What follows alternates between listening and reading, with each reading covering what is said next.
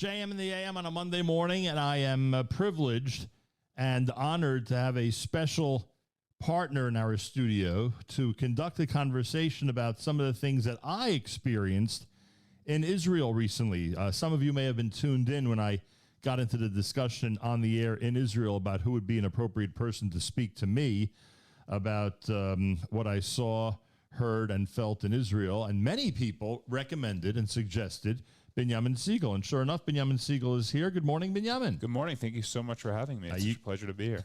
It's great to have you here, and I look forward to this conversation. I wonder what it is that you're going to be asking about, but I would love to use this opportunity to educate people more and more about what's happening in the Holy Land. Yeah, and I was so excited when you asked me about this because you've been to Israel 3 times since October 7th. I've been to Israel 0 times.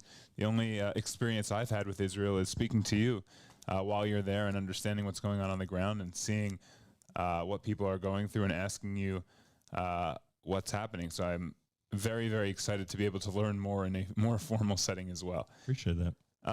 So I'll definitely start then. And I think the question that all of us here as American Jewry are asking, what is the mood on the ground in Israel? Not everyone has been there. Not everyone has experienced it. A lot of people have done whatever they can here. But what is the general mood on the ground, and how has it changed in your 3 trips from the first to the second to the third? Well, I think it's hard to sum it up in a couple of short sentences, but I'm going to try because it can be very effective that way. When I got to Israel the first time after the terrible tragedy, I would say that everybody was in a state of complete shock. They had been hit with a terrible, brutal attack so hard, and it was an entire population of people trying to just process what they had been through, and the brutality of it, and the speed of it, and the lack of intelligence and defense for it. And I think all of that was evident in the first trip. And it takes a while, when someone gets, hit in the gut, hit in the mouth, it takes a minute or two to come back to yourself. And I think that whole period of time was sort of like that. I remember the first time I was there was no war yet. There was no ground offensive.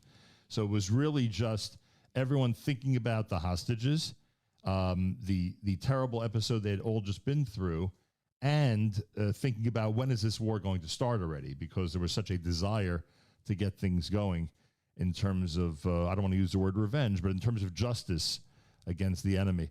The second trip was more of a calmer situation in Israel. Some of the hostages had been released. The ground offensive had already begun.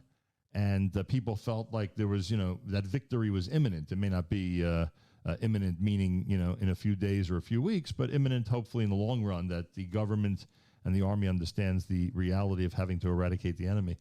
And the third time, which was just, a couple of weeks, which was just last week, got back last Sunday, was, as I kept saying on the air, it was hard to avoid the constant discussion about the hostages, not a criticism. Not to the families or the media. It's a topic that needs to be out there. But it's depressing when you think about the situation that the hostages are in, 13 Shabbatot and captive. God knows what's happening with them. And then, of course, if it's not hostages, it's fallen soldiers. So many funerals, so many shivas, so many, depressing episodes. So it's different each time. Like, for instance, I went to Be'eri last Sunday, and I guess at this point 2 Sundays ago, and I said to myself, everyone who was down there right after the brutal attack saw death and destruction. We just saw destruction. We didn't see the death. We imagined it as we were told what was going on in the specific streets that we were on and the specific homes that we were in, but we had not seen the death that so many people saw right after the attack. And honestly, the destruction was enough just to see what had happened inside the homes and what people had experienced and what the communities now look like and how much they need to rebuild was enough for us, frankly, at least for me at this time. So this was the range of emotions and the range of impressions. And Israel's going through a tough time. But I think every few days, every few weeks, it's a different type of emotion there. Wow. It's a lot to take in, a lot to be able to process. It kind of sounds like you went through your own sort of mourning period throughout the 3 visits as well. Where Yeah, I'd call it more grief than mourning, because there's just so much. There's so many different things that you're grieving for. Civilians, army, missing. Just the whole idea of being, victims of a surprise attack. There's just so much going on. And the future, you worry about what the future holds. And everyone has an opinion. So it is a full range of emotions, no doubt. what is the mood politically there? Is it everyone wants a change right now, or is everyone kind of understanding that we have to get through this war and we'll figure it out later? I think that, in all fairness, a lot of people do the whole, we should get through the war and worry about that later. I don't know if that's fair, because I think people want to be reassured that in the future there'll be strong leadership, right, that there's someone coming up in the ranks, whether we've heard of them till this point or not, who's going to be able to navigate the situation. I mean, frankly, don't you think that at this point, no matter where you are in the political spectrum, we have to have someone leading Israel that at least can give the impression that they are a unifier, at least give the spirit to the country that, we have this tremendous achdus, we have all this unity that we've all been experiencing. Let's try to maintain some of that as we go forward politically. And I don't know if that person is in the political arena yet in Israel. I have no idea. They might be, they may not be. But I don't know if it's fair. People always say, let's deal with the war now, and then we'll deal with the investigations and this and that. I mean, I was one of the people who called for the prime minister to resign immediately. I thought that would be the best for the country. Okay, I don't know if I was right or not. A lot of experts say I was wrong. But I think it is fair that people, think about what the future holds. It's funny. Just last week, the prime minister insisted that he's not leaving his position. I said to myself, if we really are going to do what's best for the country now, wouldn't it be better not to say things like that? So if he's going to be out there insisting that he's staying, I don't think it's so bad that people are out there thinking who's going to be next to take us forward. Yeah, that definitely makes sense. And it's, one of the coolest things and least spoken about, I think, about the entire October 7th episode and the aftermath, is that there are a lot of groups that were already formed who were against the judicial reform. And in other countries and with other people, they wouldn't necessarily have pivoted to be able to just go ahead and take all that organizational power that they have had and all the volunteers they had and turn it into a completely Achdus-related mission. And I'm not just talking about it from the left and from the right. I'm talking about it from both sides. And I think that's something special and something that we hope to continue. Have you seen anything on the ground like that, been speaking to people who you wouldn't traditionally speak to, or groups that you wouldn't traditionally speak to, or hearing from people who are speaking to groups they wouldn't traditionally speak to, and how they're able to come together? Or is that not something that we're seeing? Oh, I think we're seeing it to a point that we've never seen it before. It's remarkable to me that everyone really does feel like everyone's a brother and sister now. We've always said it, and we've always, known how to put it in words. But now it really does feel like people have this tremendous care and concern for everybody, no matter what their background is. Look, sometimes, how it is with our people, sometimes automatically, when something bad happens to a specific group or people of a specific background, people will start judging what they were or were not doing that day, or what types of activities they are or are not engaged in. We haven't heard any of that, which is unbelievable. And by the way, both sides are guilty of it, generally. We haven't heard a word of that, which I think is incredible. And people lament already, oh, this feeling of unity is not going to last. I hate to tell you, or I'd love to tell you, I don't know if it may not last to the degree that we have it now, but it would be impossible for me to believe that a remnant of this is not going to stick around, that some aspect of this unified effort is not going to, there'll be political fights and there'll be arguments and there may be rallies and protests again, against each other someday, who knows. But it's hard for me to believe, with everything that's happening, that there isn't going to be some type of residual unity that remains after all this is over. So you think that there will be dialogue between people and able to have more communication as opposed to just getting into the streets and immediately? I think that's dependent on who it is, on who the leader is. I think if it's somebody who really has a vision like that, I hope the left doesn't mind me saying this, but if a Reagan-esque figure arises in Israel who sincerely wants to bridge gaps and get people to talk more than yell and scream, then I think there is some hope. Again, I don't know who that is. I hope that person does exist and that they're going to have an opportunity to make their position and their feelings known on these matters. But that's the hope. The hope is that we'll be led by the right person or the right people who will understand that dialogue and brotherhood outweighs all the other stuff that we've been through. Yeah, that would be the dream. Yeah. What are the we in America always talk about what we could do for Israel, and obviously the obvious answer is always money. We can give money, we can give support. I've heard a lot of stories about people, including from Yoshua, my brother, your son, and his wife Tamima, who were brought letters to Israel and handed it to the soldiers, and you would think that the soldiers were handed $1 million check, how well they reacted and how much they loved it, and all those small things. But is there something more? Is there something larger?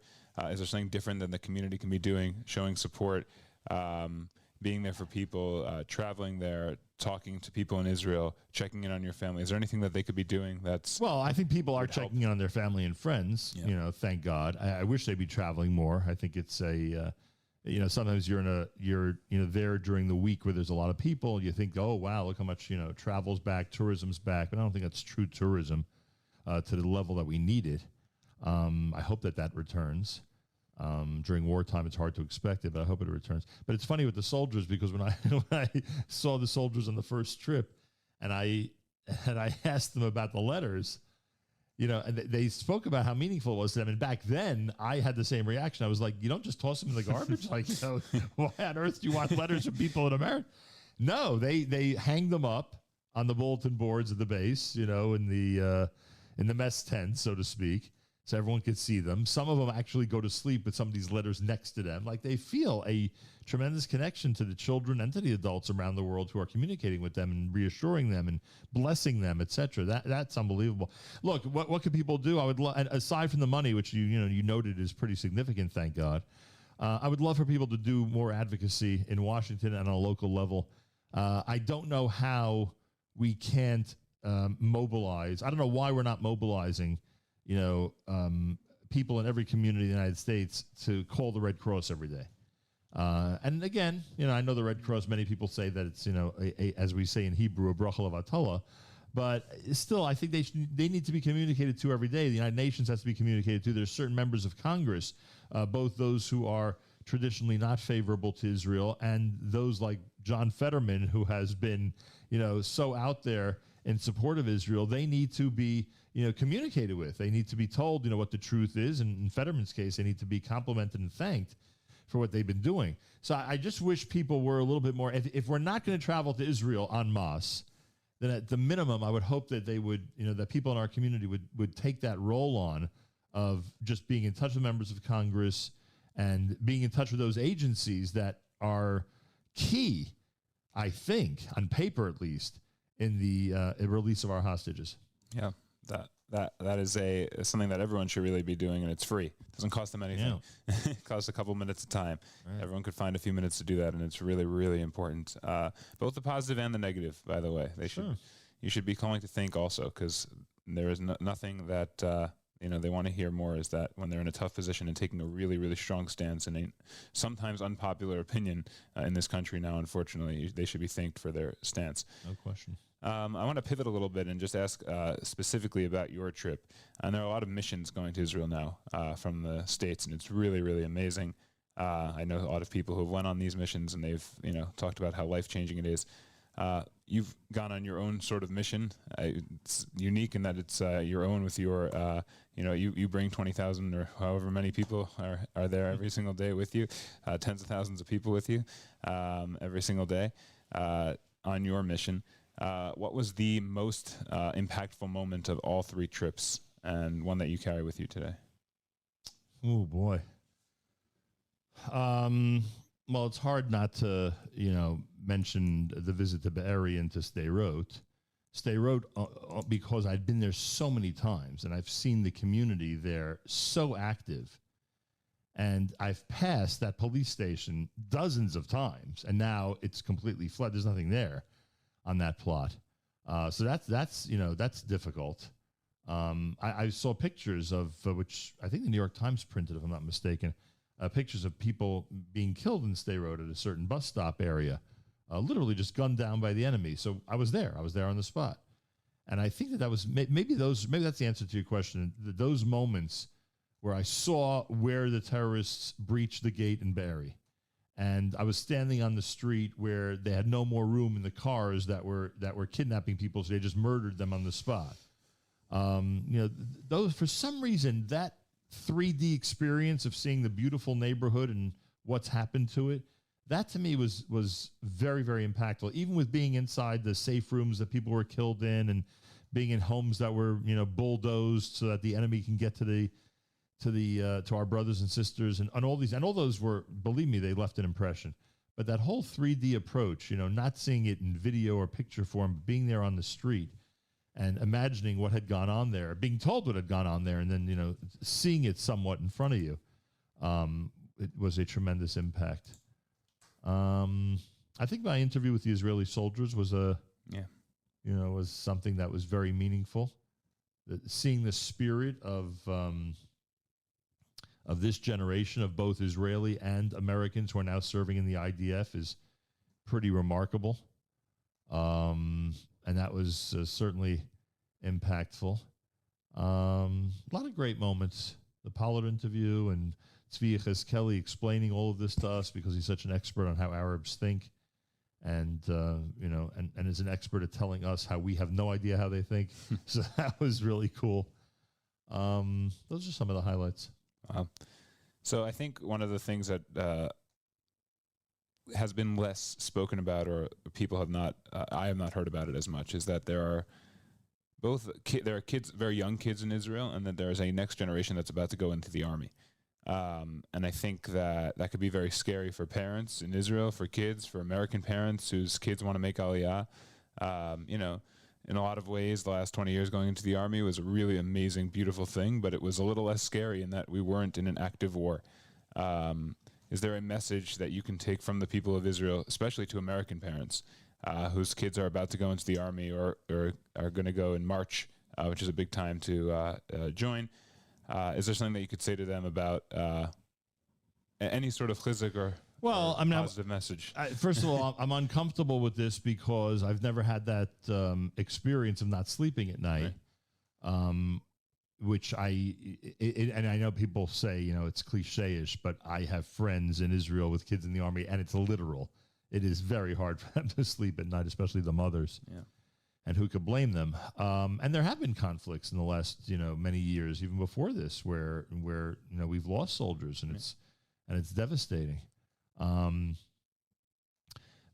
the only chizuk, or the only observation I can make that would be at all comforting, I don't even know if that's the right word, is that the spirit of the youngsters who are in the army is off the charts. It is absolutely remarkable. You would think that there'd be an ounce of fear in some of them, and their resolve is just amazing. And I think it's like this all the time, but now it's on steroids.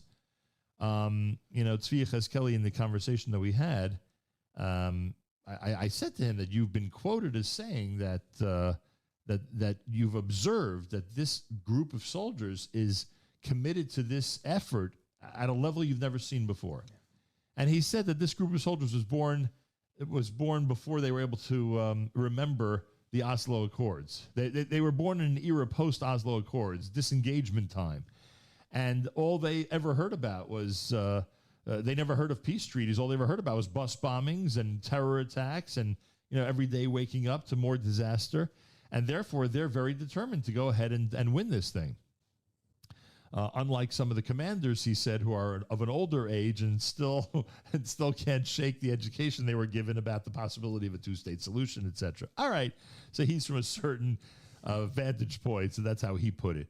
But I think that you can't deny the unbelievable spirit and resolve, commitment that this group of soldiers has at every level, at every single level, whether they're 18 or they're 22 or they're in the Air Force or they're behind a computer or they're in Hebron doing Miluim because others who are normally in Hebron doing Shmirah have to go to Gaza, et cetera, et cetera, et cetera, and the list goes on and on. And it does apply, I think, to a great extent to those in Miluim who are older as well, despite his theory. One of the things that we've been that I know you have a very, very strong relationship with Nefesh B'Nefesh and all that they do and everything that they've accomplished, and it's really amazing. And I've heard rumors about the uptick in Aliyah applications. Is that true? And is that something that's that on the ground people are talking about and people are thinking about, and what is their reaction to it? Well, it's definitely true. The numbers bear it out every single time there's a conflict. Imagine this, a full-scale war. The numbers are way up. I think both Israelis and Anglos living in Israel, as opposed to making fun of us for, for this tremendous increase in interest to move to Israel, I think they're sort of telling us or suggesting to us, why aren't you here already? Like, look what's happening. This is the ultimate is to eventually get to Israel. Now you have to make that move. And I think that's been their attitude. At least that's what I have felt. Nobody's really making fun. If anything, they're just encouraging people to, they're afraid for us. They're worried about us. It is a precarious situation here in the United States, and they're concerned about that. So that's the first thing I would say. And it's reminiscent to me of when there was this Ethiopian young exchange student, a Jewish Ethiopian, at our Shabbos table, and he was describing to us all the trials and tribulations of getting his family to Israel, of them trying to go through the Aliyah process, and they weren't allowed to. And hopefully eventually they will, which eventually they did, months or years later. And he sat there at the Shabbos table saying to us, why are you here? Like, I don't understand it. You have an opportunity to be in Israel easily. I just explain to me why you're, and he was totally sincere, like baffled by the whole thing. Like, he couldn't process how he's sitting in a Jewish home in the United States. We're telling him that we could leave in days if we wanted to. And he's like trying to understand it when his family is sacrificing everything in order to make it happen from Ethiopia. So unfortunately, we didn't listen to him or listen at that time, but now is the time to listen. And the numbers, as you indicated, are bearing that out. And I think I have one last question. And I think both emotionally, physically, and mentally, how is leaving Israel? How is it to leave all three times? Nobody is enjoying leaving Israel now. I never thought I'd have that feeling that it's so difficult to leave. Nobody likes to leave now. And everybody, even the tourist or a mission that's there just for a few days, feels it. But the most impactful thing that I noticed in this area is that people living in Israel who have to leave for business, who have to leave for work, who have to leave just to, come in for 24 hours, take care of something, whatever, that they just can't handle it. They cannot handle it. And it's understandable why, because, there are fallen soldiers all the time, and they're concerned about being out of the country when, God forbid, someone either close to them or someone they know, a family like that is suffering. And they feel bad that, everyone's here and we're making this commitment to do everything in our power, as you described earlier, everything in our power to play our role in this thing. And now I'm going to leave. Now I'm going to, even for a day or two, by the way, it's amazing to me what I hear from people, how troubled they are by it. You have relatives, by the way, like this, who if you said to them today, leave, they would think 1,000, even for a simcha, they would think 1,000 times before leaving, because it's just, and not only that, even if there's an uptick in the stress and anxiety, how can I leave my family? Right. Even the older people in my family, I need to be here to be reassuring and take care of people. So it is hard. I think on every level, it is as difficult as it always is to leave Israel.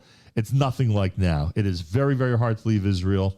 And let's hope that, the need to leave Israel is not as great as the desire to go visit and eventually live in Israel, coming from this side of the world. Yeah. Well, that's a challenge to get out.